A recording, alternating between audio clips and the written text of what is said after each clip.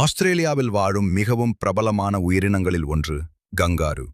கங்காருக்கள் தனித்துவமான உடல் அமைப்புகளை கொண்டுள்ளது.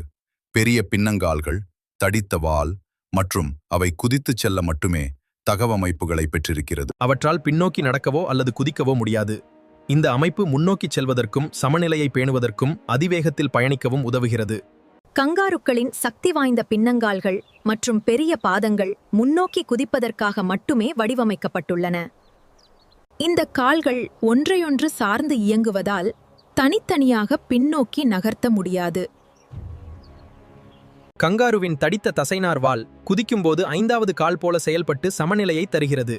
இது பின்னோக்கிச் செல்வதை உடல் அமைப்பிலேயே தடுக்கிறது. கங்காருக்கள் மணிக்கு 35 மைல் வேகத்தில் செல்லக்கூடியவை. இந்த வேகம் மற்றும் குதிக்கும் பாணி உடல் முன்னோக்கிச் செல்வதற்காகவே பரிணாம வளர்ச்சி அடைந்துள்ளது.